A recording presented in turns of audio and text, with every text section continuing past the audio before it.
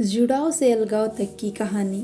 माधवी जी अभी अभी अपनी भतीजी यानी कि जिठानी की लड़के की शादी से लौटी थी।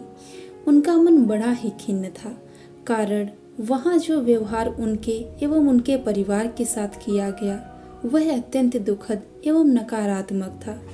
परायों की तरह किया गया व्यवहार उन्हें अंदर तक खरोंच गया। उनका घर करीब 15 किलोमीटर दूर था, सो वे सुबह से शाम तक के कार्यक्रम में शामिल होने सपरिवार आ गई थी। रात को फेरे थे, सो बार बार आना जाना छोटे बच्चों के साथ संभव नहीं था, सो रात को रुकने के हिसाब से ही आ गई थी।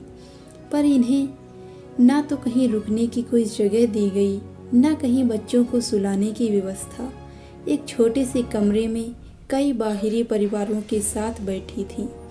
बच्चे छोटे थे तो सोने के लिए परेशान होने लगे। उनकी समझ नहीं आ रहा था कि क्या करें। उन्होंने घर की बड़ी बहू भतीजे की पत्नी से कहा, अनु, बच्चों को कहाँ सुलाऊं, कोई जगह बताओ। चाची, जगह तो जो है वही है, यहीं सुला दो। यहाँ इस कमरे में इतनी भीड़ है, कोई भी सोते बच्चे पर पैर रख देगा, पता ही नहीं चलेगा। कारण सर्दियों के दिन थे, 5-6 रजाइयाँ फैली हुई थी। तुम्हारे कमरे में जगह हो तो वहाँ सुला दूँ?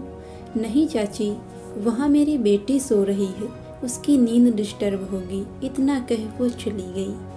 तब माधवी जी ने सोचा, जब किसी को ज़रूरत ही नहीं है तो हम यहाँ रुक कर क्या कर रहे हैं। घर चलें तो बच्चे आराम से सोएंगे। हो गया सब कन्यादान, रात भर बैठे बैठे कैसे निकालेगी। उन्होंने अपने पति मनोज जी से घर चलने को कहा, किंतु वे बोले, अभी फेरे पड़ने बाकी हैं, हम परिवार के सदस्य हैं, ऐसे कैसे शादी से वापस चल सकते हैं। तुम ही सोचो, क्या ये ठीक लगेगा। माधवी जी, ठीक तो नहीं लगता और मैं जाना भी नहीं चाहती थी, किंतु बच्चे सोने को परेशान हो रहे हैं, मैं उन्हें कहाँ सुलाऊं। मैं तो जैसे तैसे बैठ के भी समय निकाल लेती, किंतु बच्चों का क्या करूं। ठीक है, देखता हूं, कहकर मनोज जी चले गए। जब मनोज जी ने अपने बड़े भाई से कहा कि अब हम चलते हैं, सुबह को आ जाएंगे, तभी भाभी भी वहां आ गई और बोली, रुक जाते लल्ला। भाभी रुकने के हिसाब से तो आए ही थे, किंतु बच्चों को सुलाने की जगह नहीं है, वे सोने के लिए रो रहे हैं। सो तो है, कहकर चलती बनी। अब मनोज जी की समझ में आ गया, वे जबरदस्ती रिश्ता निभाने की कोशिश कर रहे हैं। यहाँ उनकी किसी को ज़रूरत नहीं है। तुरंत माधवी जी से बोले, चलो घर चलते हैं। रात को 1 बजे वे बच्चों को लेकर घर से निकल पड़े। किसी ने उनसे रुकने को नहीं कहा। घर जाकर बच्चों को दूध पिला आराम से सुला दिया, पर उन दोनों की आंखों से नींद कोसों दूर थी। आज का व्यवहार उन्हें कचोट गया। दोनों एक दूसरे से बोल नहीं रहे थे, किंतु दोनों ही दुखी थे। इतना परायापन, कहाँ इस घर में हमारे बिना पत्ता नहीं हिलता था। शादी ब्याह होता, कोई और काम होता, पहले हमें खबर दी जाती थी कि आओ यहाँ काम आ गया है। तब हम दूसरे शहर में रहते थे, तुरंत दौड़े चले आते, कभी अपनी परेशानी नहीं देखी। छुट्टी लेनी पड़ती थी, छोटे बच्चों को उठाकर चल देते थे। शादी की तैयारी, खरीदारी, कपड़े गहने सब तो मेरी राय से होता था। भाई साहब कहते थे, तुम्हारी सोच पुरानी है, बहू से पसंद करवाओ, वो पढ़ी लिखी है, नई उम्र की है, उसकी पसंद सही रहेगी। किंतु धीरे धीरे दूरियां बढ़ने लगी। बड़ी बहू के आते ही जो त्योहार पर खाना पीना एक साथ होता था, धीरे धीरे कम होने लगा। दूसरी बहू के आने तक लगभग समाप्त हो गया।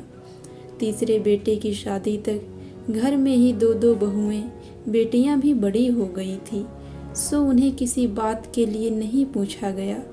जब कभी मिलने जाती तो परायों की तरह चाय नाश्ता करा विदा कर दिया जाता। जिस रसोई को उन्हें आते ही संभालना पड़ता था, अब उसमें उनका प्रवेश भी निषिद्ध था।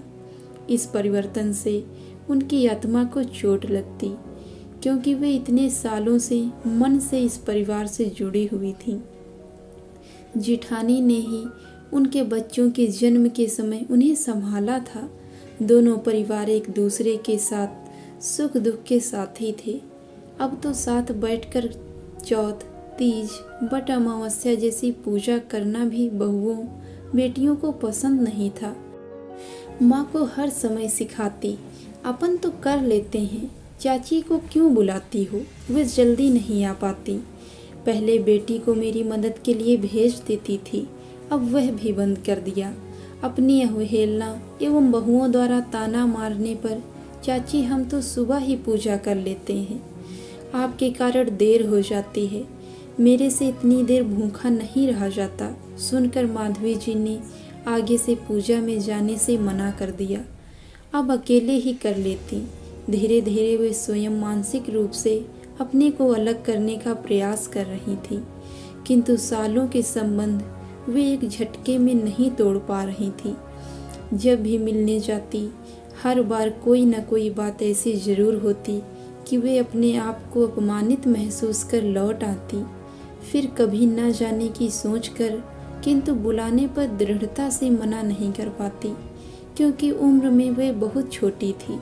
जेठानी की उम्र उनकी माँ से कुछ ही कम थी, सो वे उन्हें पूरा आदर सम्मान देती थी।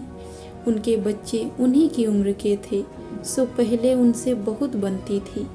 वे उनका पूरा ध्यान रखते थे एवं बेटी से भी सब बहुत प्यार करते थे। किंतु उनकी शादी के बाद समीकरण बदलने लगे। जब जीवन में नए रिश्तों का समावेश होता है, पुराने रिश्ते टूटने लगते हैं, और यह एक स्वाभाविक प्रक्रिया है। नहीं तो रिश्ते इतना बढ़ जाएंगे कि उन्हें संभालना मुश्किल हो जाएगा।